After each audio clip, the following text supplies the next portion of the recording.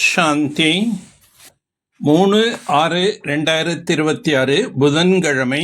வாணி தரும் வசந்தம். இனிமையான குழந்தைகளே, தந்தையின் ஆசிகளை பெற வேண்டுமென்றால் சேவை செய்யக்கூடிய நல்ல குழந்தைகளாக ஆகி அனைவருக்கும் சுகத்தை கொடுங்கள்.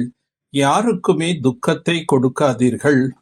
ஒரு பொழுதும் இறைவனுக்கு முன்னால் வாக்குறுதி அழித்து அதை மீறக்கூடாது.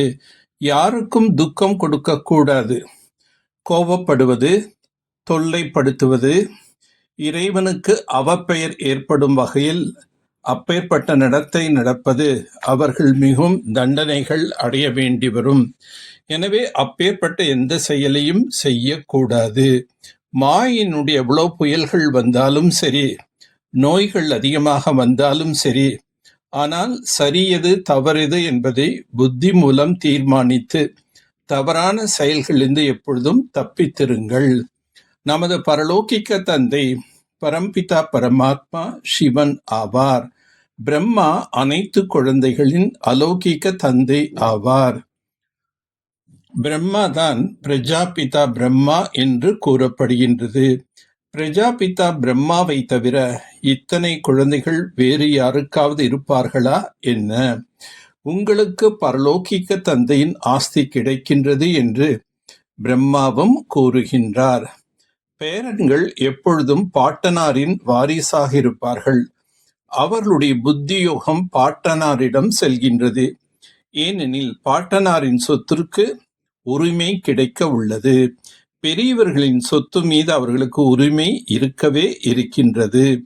நாம் எல்லையில்லாத தந்தை மூலமாக ஸ்வர்க்கம் என்ற பெரியதிலும் பெரிய ஆஸ்தியை பெற்றுக்கொண்டிருக்கின்றோம். நீங்கள் இப்பொழுது முன்னால் அமர்ந்துள்ளீர்கள். முன்னால் இருப்பதற்கான போதை கூட வரிசை கிரமமாக முயற்சிக்கேற்பவே இருக்கும். ஒரு சிலருடைய இதயத்திலோ மிகுந்த அன்பிருக்கும்.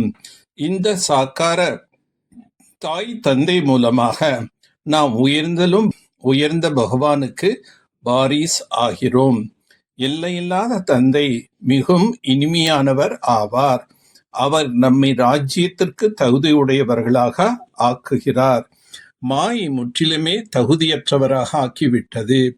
இப்பொழுது மணமகன்களாகிய உங்களுக்கு ஞானத்தின் அலங்காரம் ஆகிக்கொண்டே இருக்கின்றது.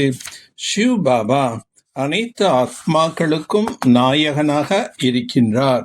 அவர் ஆத்ம நாயகிகளுக்கு அலங்காரம் செய்கின்றார்.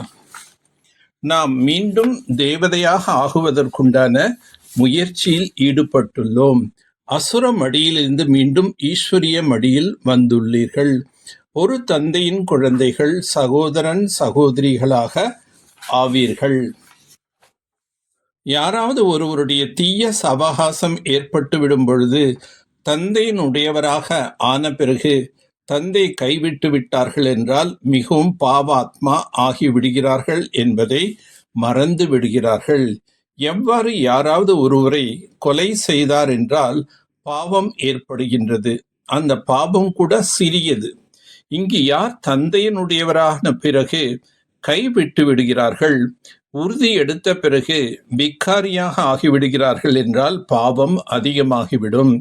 ஞானத்தில் ஏற்படும் அளவுக்கு அஞ்ஞான காலத்தில் அவ்வளோ பாவம் ஆவதில்லை. அஞ்ஞான காலத்திலோ மனிதர்கள் கோபம் வருவது சாதாரணமாக இருக்கும். இங்கு நீங்கள் யார் மீதாவது கோபப்பட்டீர்கள் என்றால் 100 மடங்கு தண்டனை ஆகிவிடுகின்றது. மனநிலை முற்றுமே நிலை குலைந்து விடுகின்றது. நீங்கள் இறைவனுடையவராக ஆன பிறகு சிறிதளவு கூட அவரது கட்டளை மீறினீர்கள் என்றால் 100 மடங்கு தண்டனை ஏறிவிடுகின்றது. தந்தை பாரஸ்நாத்தாக ஆக்குகிறார். பிறகு கட்டளை மீறினீர்கள் என்றால் கல்லாக ஆகிவிடுவீர்கள். ராஜ்யத்தை அடைவதற்கான சௌபாக்கியத்தை இழந்து விடுகிறீர்கள். யார் அசுத்தமாக ஆகிவிடுகிறார்களோ அவர்கள் பிறகு இந்திர சபையில் அமர முடியாது. ஒவ்வொரு சென்டரும் கூட இந்திர பிரஸ்தாகும்.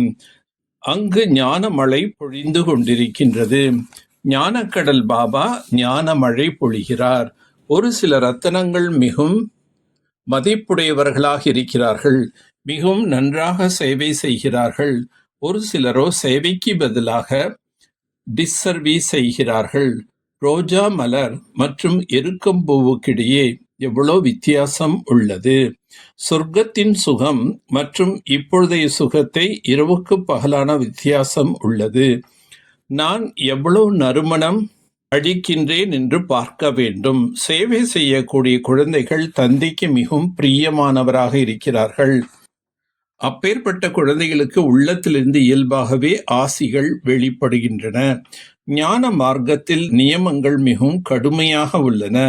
கர்ம இந்திரியங்கள் மூலமாக ஏதாவது பாவம் செய்தார்கள் என்றால் இறந்தவர் போல் ஆகிவிடுகிறார்கள். பாபாவின் குழந்தை ஆனார் என்றால் பிறகு நோய் முழுவதும் வெளியே அதிகமாக வெளிப்படும். பயப்படக்கூடாது. நீங்கள் தந்தையினுடையவராக ஆனீர்கள் என்றால் மாயை ராவணன் உங்களை மிகவும் குழப்பத்தில் ஆழ்த்துவான். நிறைய புயல்களை எடுத்து வருவான். ஆனாலும் நீங்கள் பயப்படாமல் இருக்க வேண்டும். இறைவனுடைய குழந்தையாக ஆன பிறகு சிறிதளவு கூட அவருடைய கட்டளை மீறும் செயலை செய்யக்கூடாது. இந்த கர்மேந்திரியங்களால் எந்த ஒரு தீய செயலும் செய்யக்கூடாது. தப்பும் தவறுமான வார்த்தைகள் பேசக்கூடாது. நல்ல குழந்தையாக ஆகி தந்தையின் ஆசிகளை பெற வேண்டும். ட்ரஸ்டியாக தனது இல்லற விவகாரங்களை பராமரிக்க வேண்டும். ஞான மார்க்கத்தில் என்ன நியமங்கள் உள்ளனவோ அவற்றின்படி முழுமையாக நடக்க வேண்டும். சரி எது தவறெது என்பதை புரிந்து மாயிடம் எச்சரிக்கையாக இருக்க வேண்டும். தவிக்கின்ற யாசகர்கள் தாகத்தில் இருக்கும் ஆத்மாக்களின் தாகத்தை தணிக்கக்கூடிய சர்வ கஜானாக்களிலும் நிரம்பியவர் ஆகுக.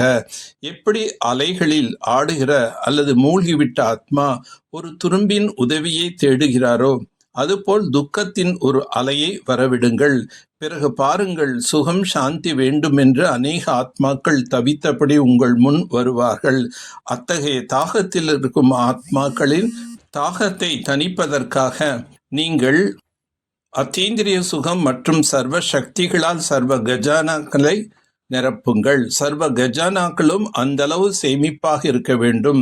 அதனால் தங்களின் சிதியும் நிலையாக இருக்க வேண்டும். மேலும் மற்ற ஆத்மாக்களையும் நிரம்பியவர்களாக ஆக்க முடியும். நன்மையின் பாவனை வைத்து அறிவுரை கொடுப்பீர்களானால் அந்த அறிவுரைகள் உள்ளத்தை தொடுவதாக இருக்கும். சதா மகிழ்ச்சியாக இருப்பது என்பது ஞானத்தின் குணமாகும். இதில் ஆன்மீக தன்மை மட்டும் சேர்க்க வேண்டும். மகிழ்ச்சியின் சம்ஸ்காரம் கூட வரதானமாகும்.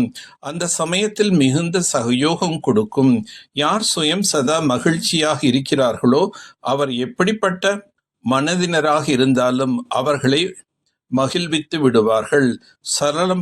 சரளமான இயல்புள்ளவர்கள் தங்கள் மகிழ்ச்சி நிறைந்த மலர்ந்த முகத்தின் மூலம் பாரமான வாயு மண்டலத்தை கூட லேசானதாக ஆக்கி விடுவார்கள். நல்லது. ஓம் சாந்தி. ஓம் சாந்தி. ஓம் சாந்தி.